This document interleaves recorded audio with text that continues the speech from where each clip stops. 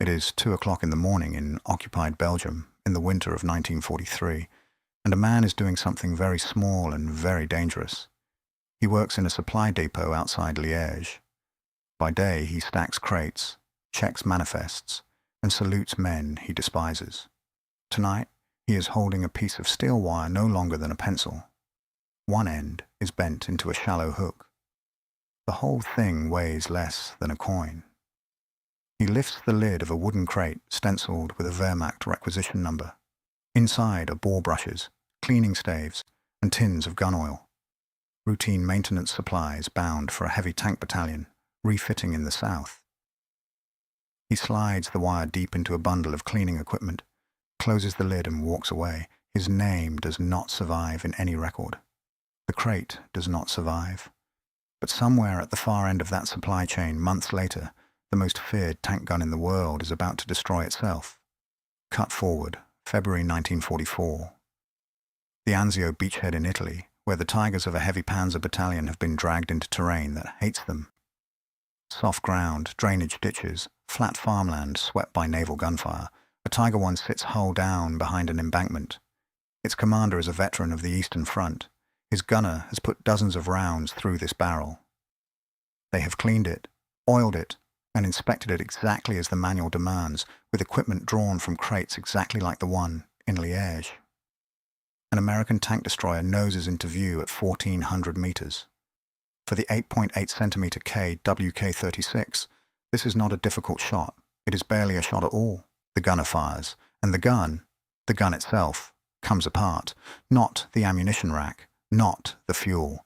The barrel, 56 calibers of precision Krupp steel, ruptures like a burst pipe, blowing the breech backward into the fighting compartment.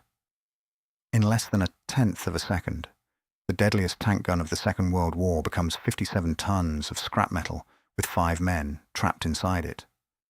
German ordnance officers will examine the wreck and write down 2 words that appear again and again in maintenance reports from 1943 onward. Rohrkrepierer, barrel burst, cause unknown. The cause was 6 inches of bent wire. It cost less than a cigarette. It required no explosives, no timer, no agent anywhere near the front line.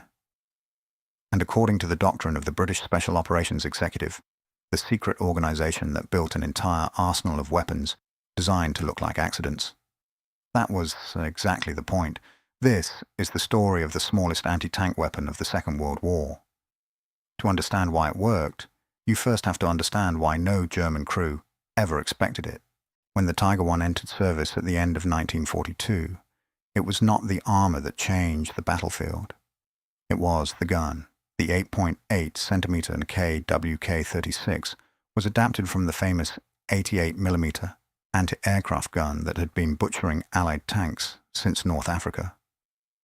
Mounted in the Tiger's turret, it fired an armor-piercing shell at roughly 773 meters per second, fast enough and flat enough to hit a Sherman-sized target at ranges where the Sherman could not meaningfully reply. The numbers were grotesquely one-sided. A Tiger could destroy most Allied tanks at 1,500 meters and beyond.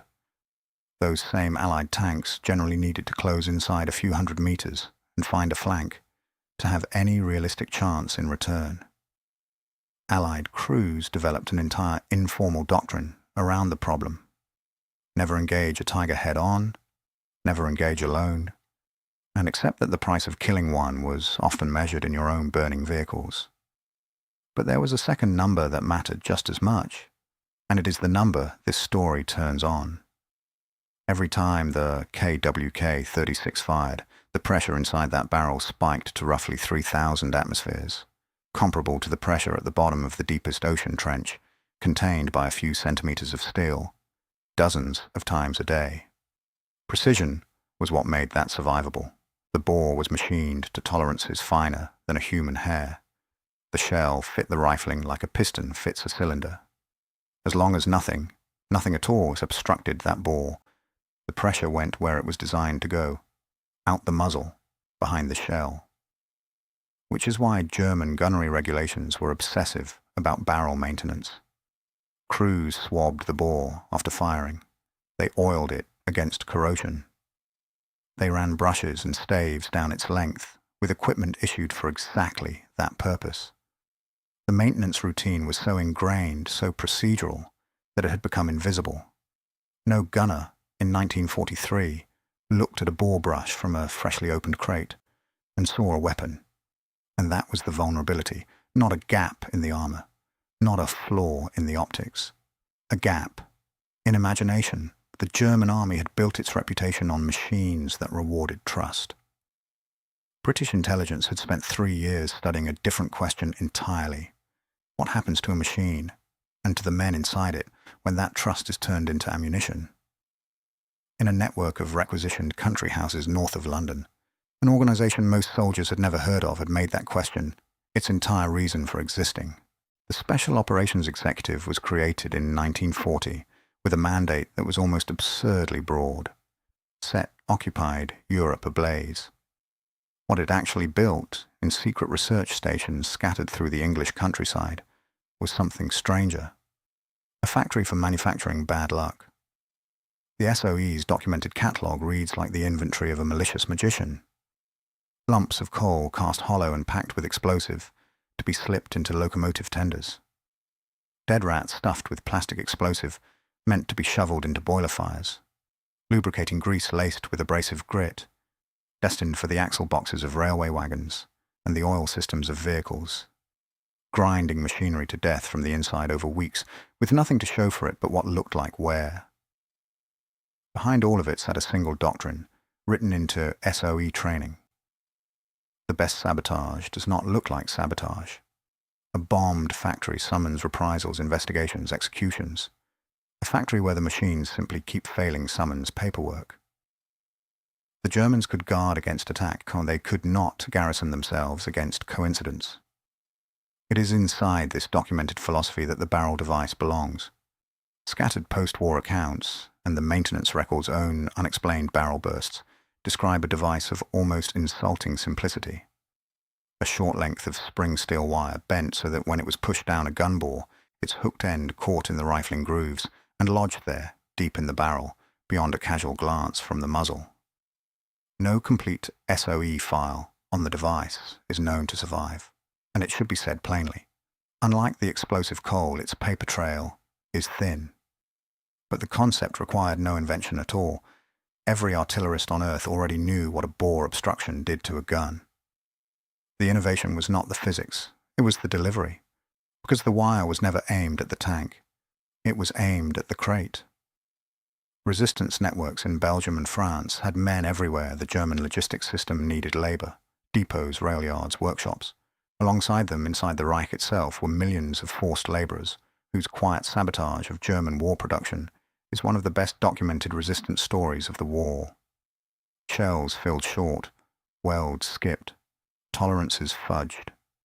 Into this porous river of supplies, a bent wire dropped into a bundle of bore-cleaning staves was almost undetectable. It looked like packing debris.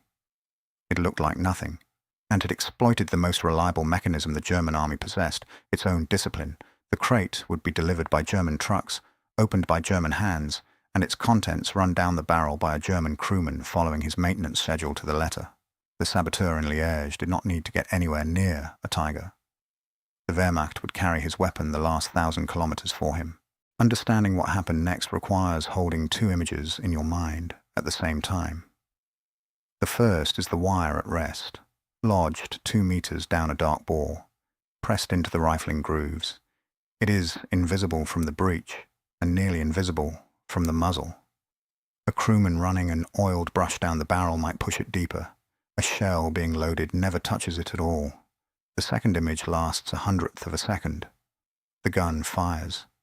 The propellant charge converts to gas, and that gas, at roughly 3,000 atmospheres, accelerates a 10-kilogram shell down the bore. The shell reaches the obstruction while still inside the barrel, still building speed, with the full pressure wave stacked behind it.